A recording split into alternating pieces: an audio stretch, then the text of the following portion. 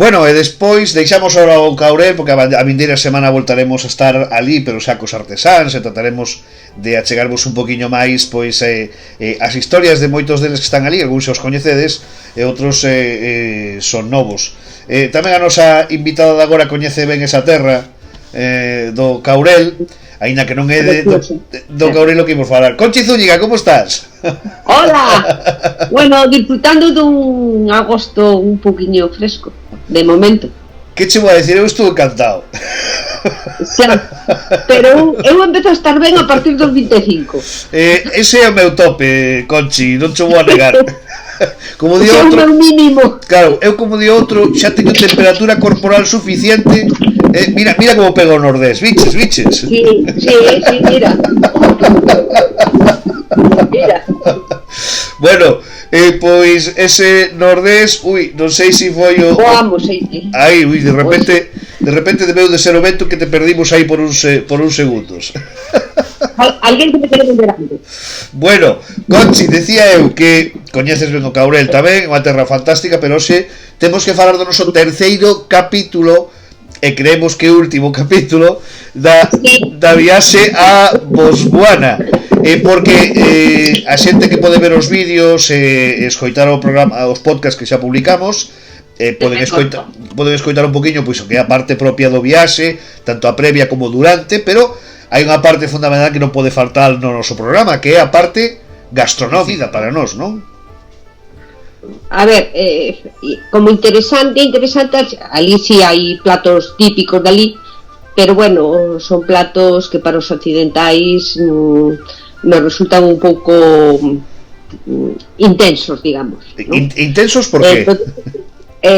Bueno, por os ingredientes, por la forma de cociñado. Entonces, normalmente cando vas a nos sitios que estivemos, o que había era pois unha comida pois máis ben de tipo, bueno, de tipo internacional. Claro. Pero bueno, con algúns toques. Si tiñan toques de ingredientes Por lo que ti poideches coñecer un pouco da gastronomía de Botswana, que elementos, digamos, poderían definir un pouco a súa gastronomía máis propia, máis tradicional? Bueno, pois había moito, a pesar de que é un lugar onde hai pois moita carne, bueno, polos animais e tal, pois a maioría era polo, terreira, cabrito, bueno. Si esos eran nos cando comíamos carne, que era o 95% das veces, peixe pouquiño, pois ese eran o tipo de carne. Despois sí que había outros elementos, por exemplo, nun lugar recordo que nos puxeron como unha especie de boliños de pastel, que cando o abrías había millo dentro. Millo, pero bueno, os grans de millo. Tamén se utilizaba moito tipo de comida vegetariana. Bueno, imagino porque se demanda. Neste momento se demanda ese tipo de comida. É curioso, Conchi, porque tendo pues, os ríos importantes dos que nos falaches, por exemplo, ese gran lago, etcétera, etcétera, que pasa? Non hai moito consumo de peixe? Non, as pouquiñas veces me parece que un par de veces comimos peixe, unha vez era salmón e outra vez era bacallau.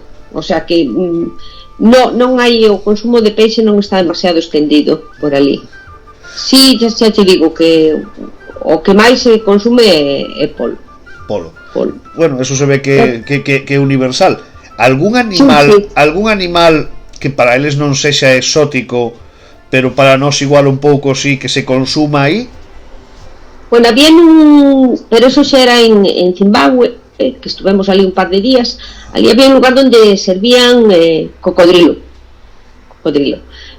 Non sei se sitio non fomos, bueno, porque había que escoller entre dous, me quedei con outro. Porque ti xa o probaches o cocodrilo? Si, xa o había probado noutras viaxes, entonces, bueno, que é algo, ten unha carne así blanquiña, tamén moi parecido ao polo, ao final. E bueno, me pareceu máis interesante ir a outro lugar. E que había nese lugar tan interesante? Bueno, pues este lugar se chama Dusty Road. traballan un pouco como os cociñeiros de ahora aquí, non? Cociña de temporada, de mercado. Era un lugar interesantísimo, todo o que atopabas ali estaba reciclado. Pois imagínate unha bañeira cortada pola mitade e convertida en sofá, por exemplo. Vale? Se cociñaban pois, con unha especie de ollas parecidas ás nosas, en ferro. Había cociña, a famosa cociña aberta, non? Despois o que era a antigua cociña do local, con unha mini cociña de ferro como as nosas, non? Que pero eso o reconvertiron en oficina, está reconvertido nunha oficina. Pero sí que era moi curioso, non? A forma en que te explicaban os ingredientes que tiñan ali, cos ingredientes que traballaban.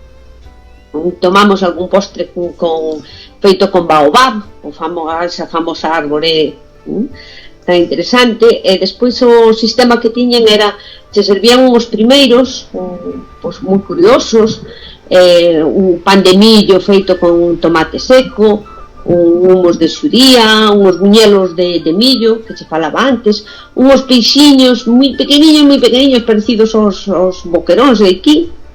Entonces eso era todo servido en mesa e despois pasabas unha especie de buffet onde tiñan un estofado de ternera con unha salsa, un polo con salsa de cacahuete, algún peixe, pois un puré de camote. Tú te servías o que querías. Ese lugar nos gustou especialmente, bueno, pois eso, pola curiosidade de ver como era, de como reciclaban os materiais. Absolutamente todo era reciclado. Xa por aí fotos, porque o sitio era realmente impresionante. E nos gustou, bueno, preferín entre comer o cocodrilo e eso, preferín vivir un pouco esa experiencia.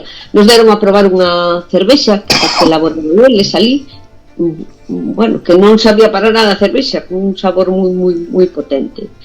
E despois nos postres tamén había unha variedade de postres, era como unha especie de menú degustación, non? Sí.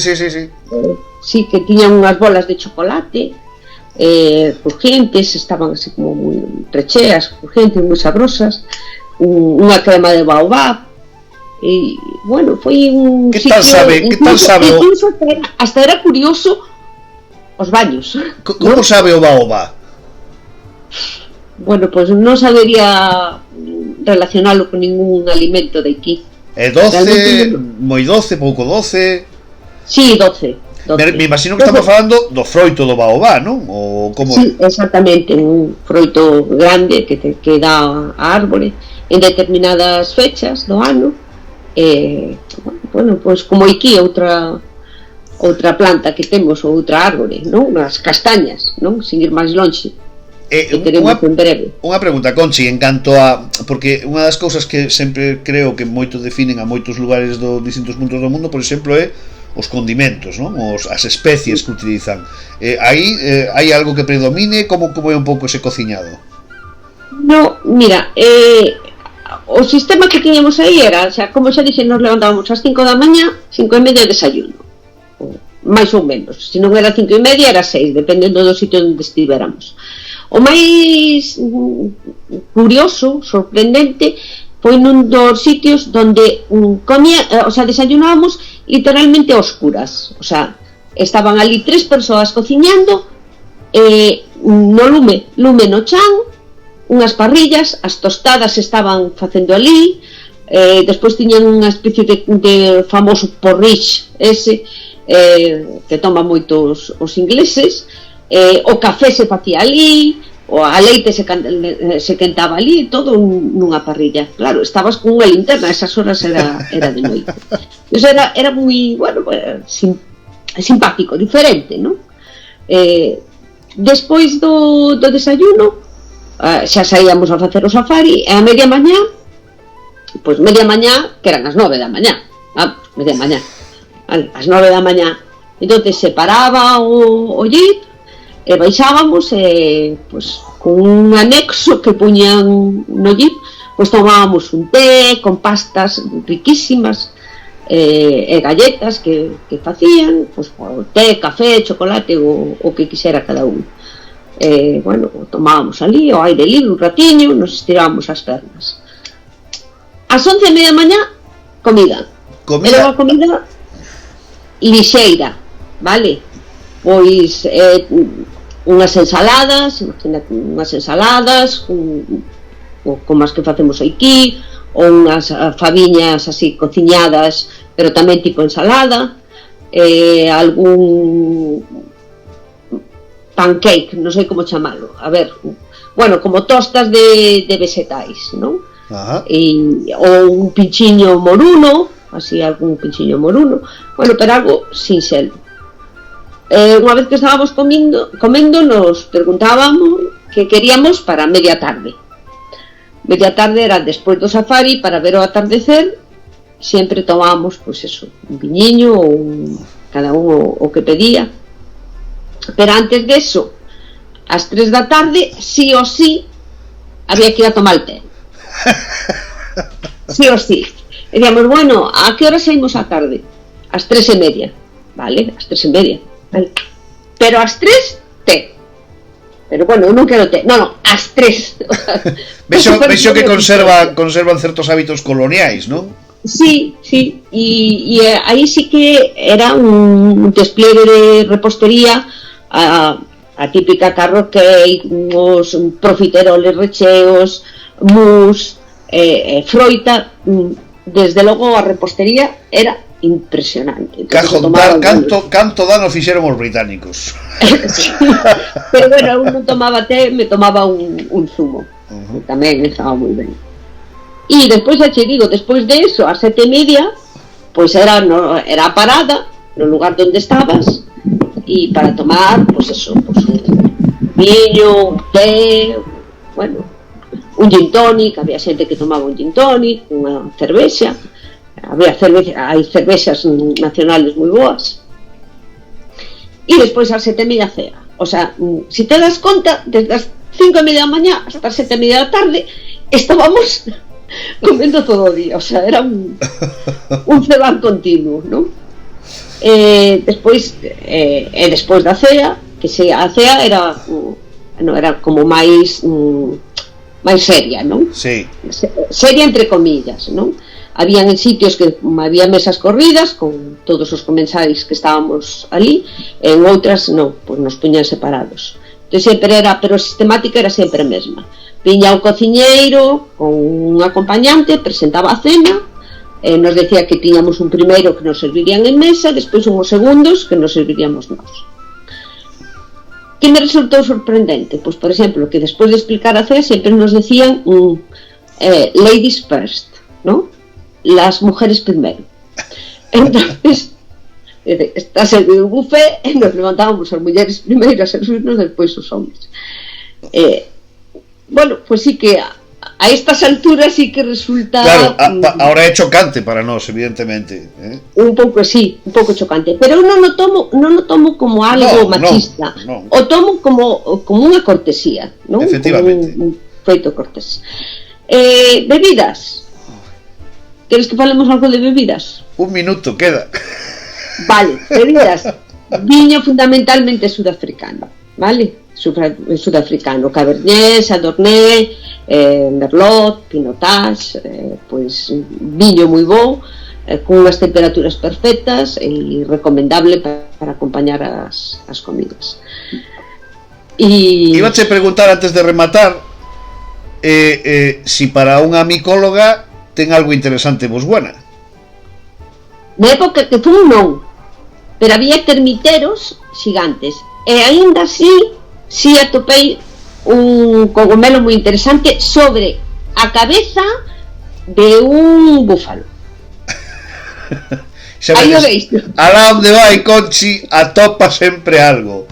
Querida Conchi, estaremos moi pendientes porque sei que falta todavía ver o teu post no teu blog desa viaxe a Botswana, pero quero agradecerche moito que nos achegaras a un país para moitos moi descoñecido, pois co teu xeito de viaxar, que para nós, para min, sempre é un placer. Así que moitísimas gracias. A vos por escoitarme e aguantarme.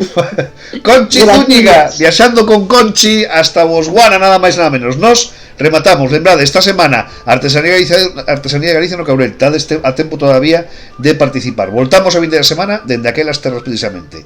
A disfrutar. Chao. Chao.